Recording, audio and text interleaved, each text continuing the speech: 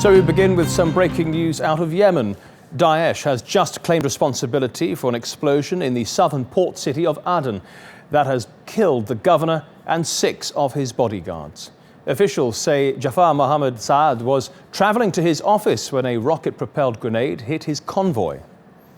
Well, Saad became the governor of Aden in October. He was the former advisor of Yemen's president, Abdurrabbu Mansour Hadi.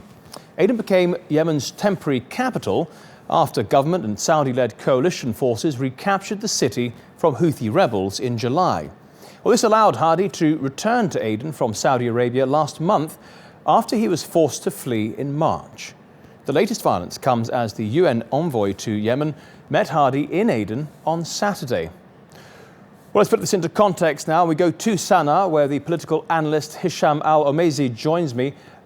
Hisham, if this is in fact the work of Daesh, what does that mean for the country? Well, it's a destabilizing factor. Daesh has been operating in the south for quite a few months now. In fact, they just released a few videos yesterday where they assassinated several Houthis. They put some Houthis on a boat, sent them onto shore, and they blew up that boat. And they released those videos yesterday. Al-Qaeda and Daesh, they took a couple of cities in a neighboring governorate, Aden, basically neighbors Aden.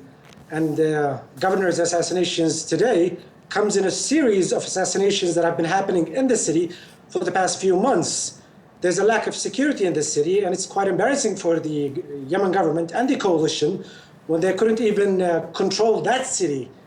It has the highest assassination rate in the country. And this is a close ally of the president. So if they can get to him, this must be incredibly worrying for the president and his, he feels he's safe in Aden, but that's not necessarily the case. That is definitely not the case.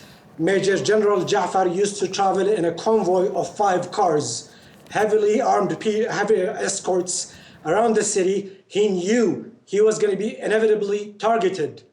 He was blocked from entering his office several times in the past 2 weeks by armed groups inside that city. So he knew that the attack was inevitable. And let's just pull out from this particular incident for a moment and look at the wider civil war.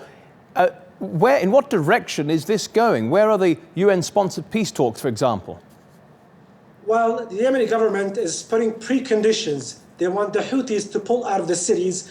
They want the Houthis to hand over their political prisoners ahead of the talks, which unfortunately the Houthis, they're not going to comply with, because that is exactly what the talks are about, happening in 2 weeks, which means that they're at the standstill. It's a stalemate at the current position, and with the security situation rapidly deteriorating, it is honestly hopeless. Okay, Hisham Al-Omezi in Sana'a, thank you.